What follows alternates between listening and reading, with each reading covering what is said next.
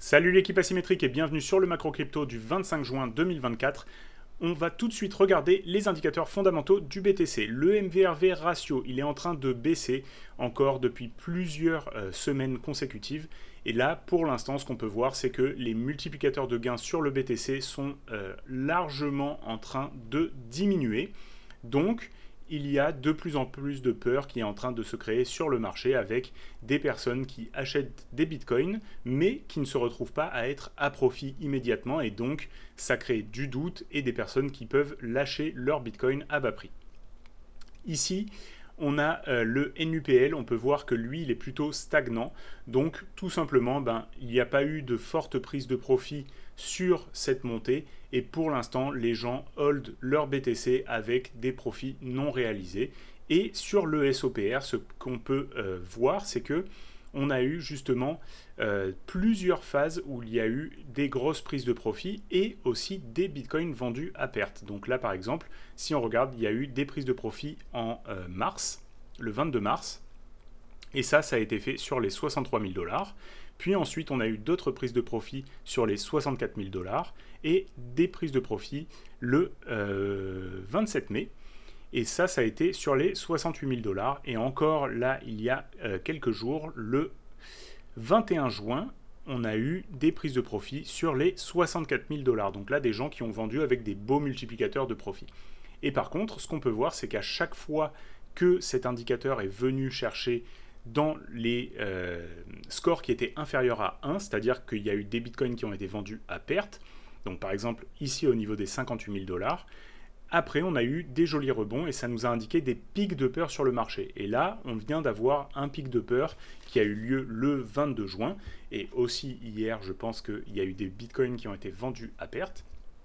Donc, ça peut commencer à être intéressant de rattraper sur ce bad range. Par contre, attention, si jamais on continue à voir le prix qui retrace, donc là, on a eu une belle journée haussière. Si maintenant le prix se met à retracer à partir de là, on risque d'avoir une pression sur le support et ça peut commencer à devenir plus dangereux. Donc moi, ce que je veux voir, c'est à partir de là, le prix qui ne se retourne pas, qui continue à la hausse et qui vient rechercher les 65 000 $ sans nous laisser la possibilité de se replacer facilement.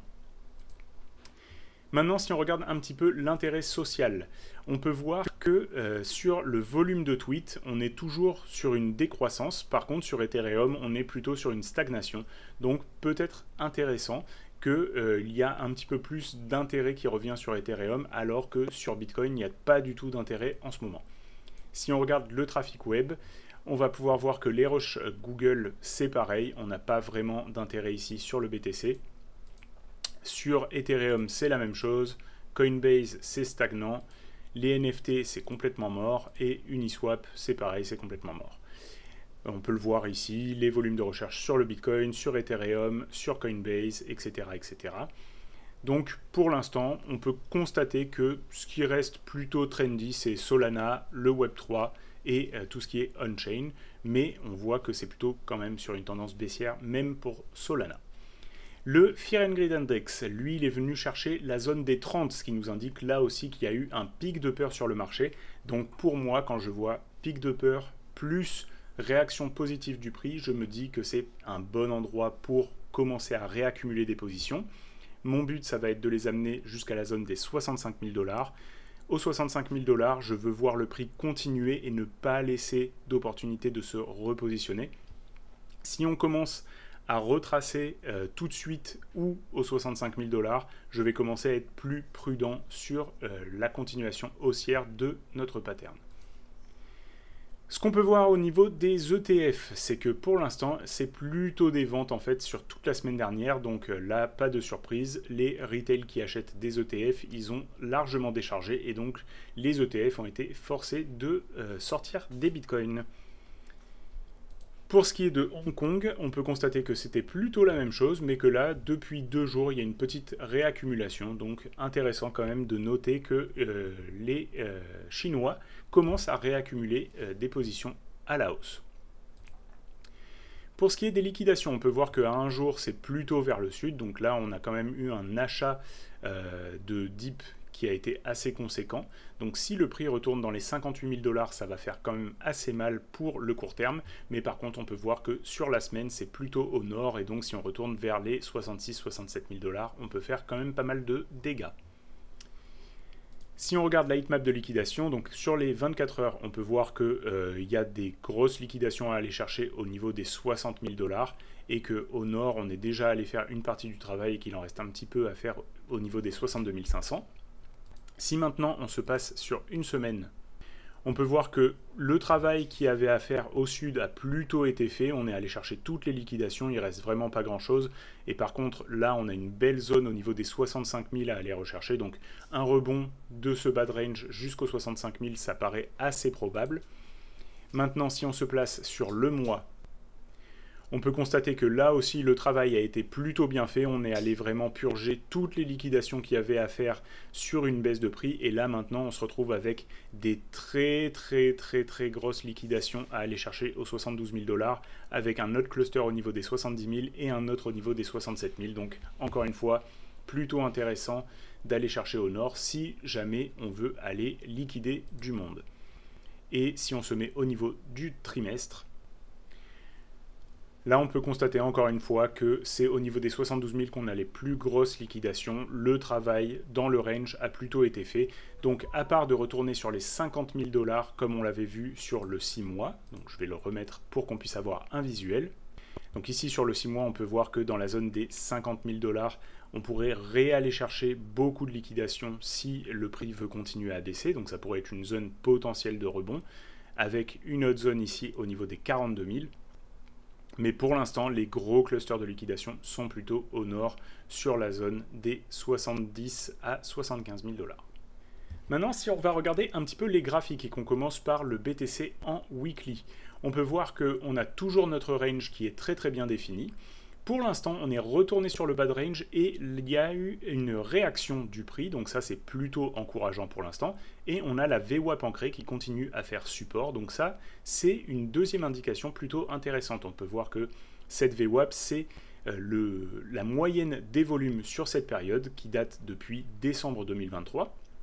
Donc à la dernière fois où on avait eu une latéralisation du prix. Et là, on peut voir que cette VWAP, elle a été respectée une première fois et ici une deuxième fois. Donc je ne serais pas étonné de voir le prix rebondir, continuer son rebond ici, au minimum jusqu'à la zone des 65 000 $ qui est le milieu de range. Quand on aura atteint les 65 000 $, je vais vouloir voir une continuation haussière pour aller retester le haut de range. Si les 65 000 $ commencent à faire résistance, ça va être beaucoup plus difficile. Donc là, si on se met en daily, ce qu'on peut voir, c'est qu'on a eu une tendance baissière qui a été très forte et très marquée, avec maintenant une mèche vers le bas. On a le Z-score qui nous a indiqué que c'était une bonne zone pour reprendre des positions. Donc ça, c'est un premier indicateur en vue d'une reprise haussière. Deuxièmement, on a une bougie qui est en train de nous dire que on a de la force haussière qui est revenue, avec la mèche qui a eu ici en bas et la bougie. On peut voir qu'il y a eu quand même une belle exagération des volumes sur cette baisse, donc ça c'est plutôt intéressant. Hein, c'est ici aussi, quand on a des volumes comme ça de capitulation, c'est plutôt intéressant. Donc pour moi, ici, bad range, VWAP ancré et signe de reprise haussière, je suis plutôt positif. Par contre, si la prochaine bougie ne nous donne pas raison, là par exemple ici on peut voir que la reprise haussière elle a été très marquée, ici aussi on a eu de la baston mais on a continué à la hausse. Pour moi, si ça s'en vient plutôt comme ici, c'est-à-dire une baisse, je serais beaucoup plus pessimiste. J'ai pas envie de voir le prix trop attaquer le support. Donc vraiment, pour moi ici, le scénario principal c'est V-bottom et on ne laisse pas la possibilité de se repositionner. Si ce scénario est invalidé, eh bien, je vais commencer à alléger un petit peu plus mes positions et attendre possiblement la zone des 50 000 $.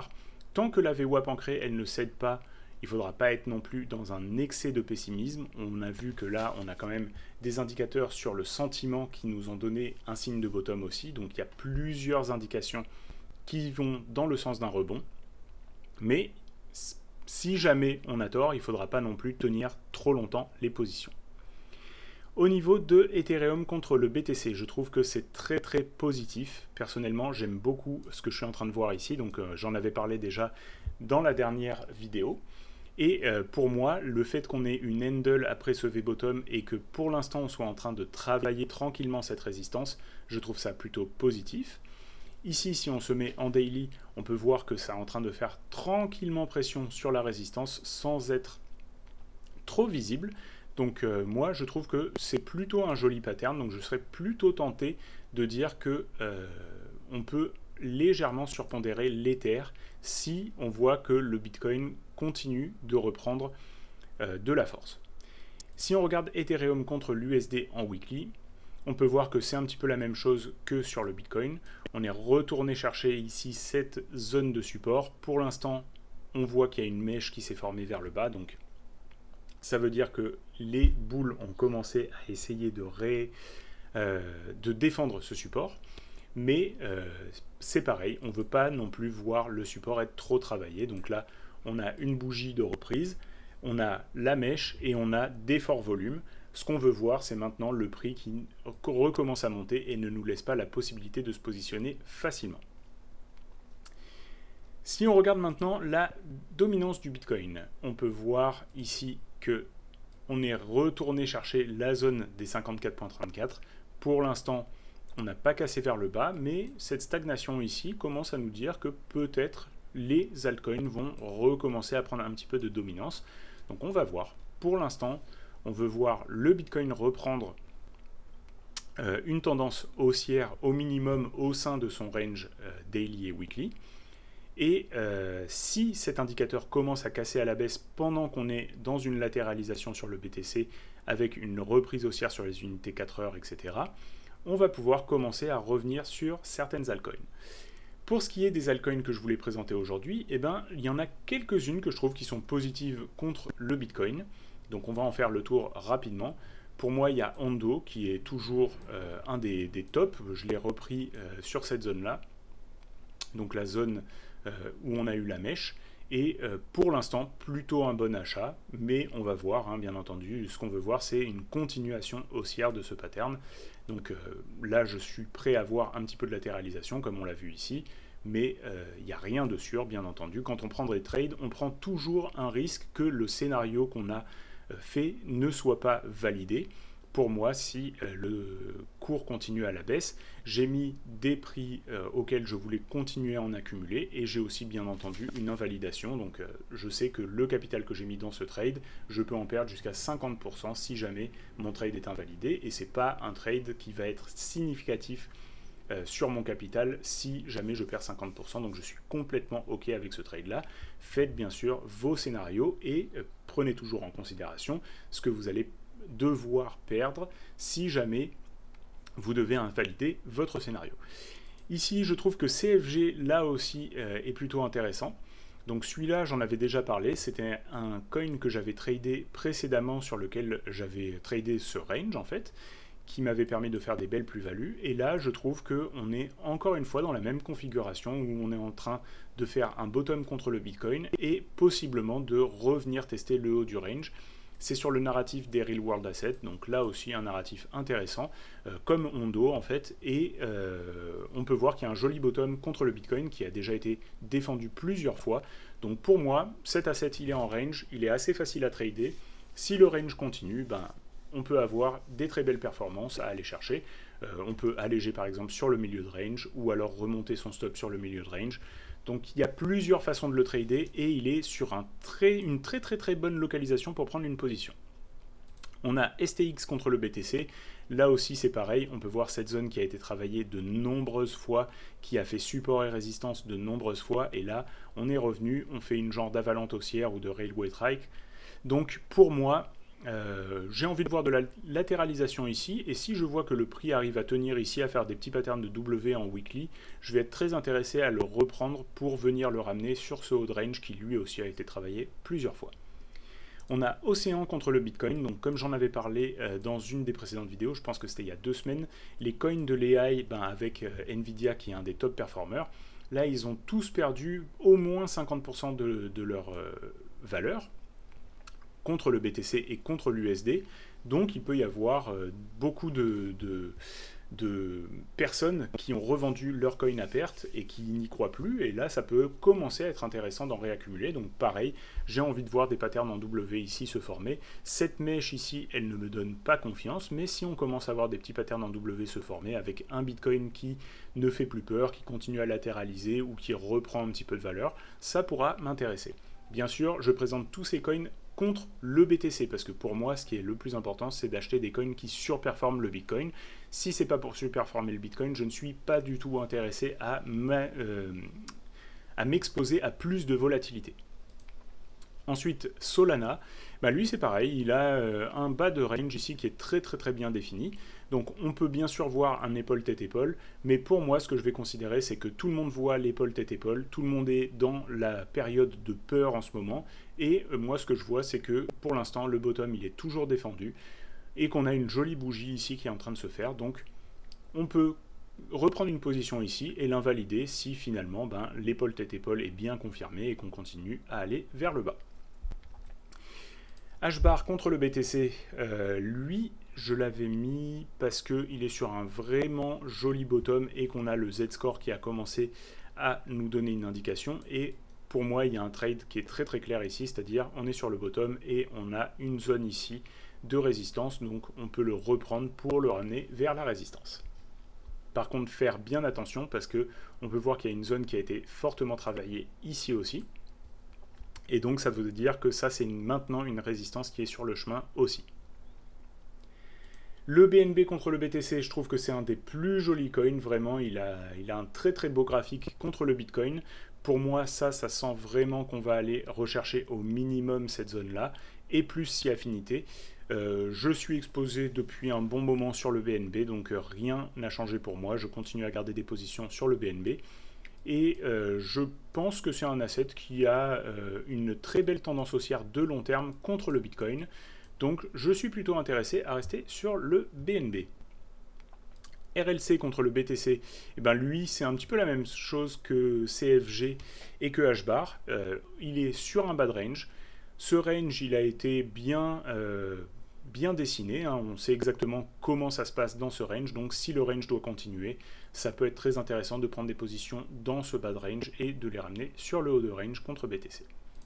Lido contre BTC, je trouve que finalement Lido on l'avait peut-être un petit peu laissé pour mort sur le bas de la route depuis un bon petit moment, avec EtherFi qui est arrivé, le liquid restaking, etc. Et finalement il est en train de nous faire un joli W bottom contre le BTC ici sur ses bas absolus, sur ses points bas absolus. Donc plutôt intéressant, j'ai envie de voir s'il continue à consolider, à faire des petits patterns en W ici sur son point bas.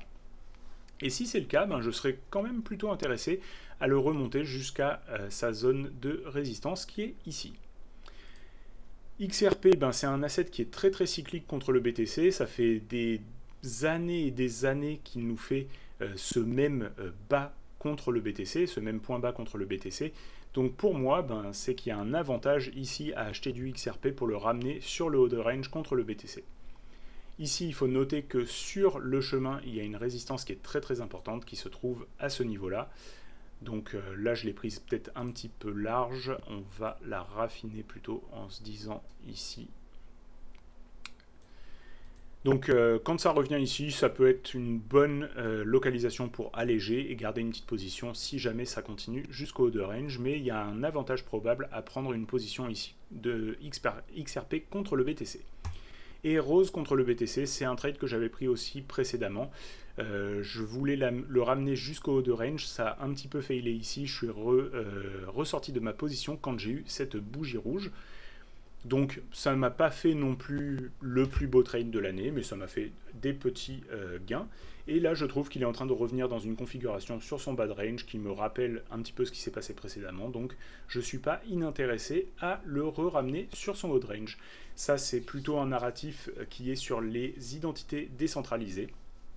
Donc pas forcément le narratif le plus trendy non plus, mais on peut voir que ce coin, il est assez cyclique et qu'il nous fait tout le temps plus ou moins le même pattern. Donc moi personnellement, j'aime bien trader ce genre de gros range. C'est un type de trading qui me réussit et que je trouve qui est assez facile à faire contre le Bitcoin. Donc, personnellement, je suis tenté de reprendre une position sur un de ces coins que j'ai montré, mais c'est vrai que préférablement, je vais le prendre plutôt sur des coins qui ont un narratif bien défini, comme par exemple CFG ou STX, ou encore même Océan qui est sur les highs. Donc, tous ces coins qui ont des narratifs plutôt trendy pour ce bull market, c'est sûr que ça va être plus facile d'amener les trades là où on a envie de les amener, avec un narratif qui est là pour les pousser. Voilà, j'espère que je vous ai été encore une fois très utile avec ces analyses. Laissez-moi un like, un commentaire et abonnez-vous à la chaîne pour avoir plus de vidéos. Et on se retrouve la semaine prochaine pour un prochain point macro crypto. Bye!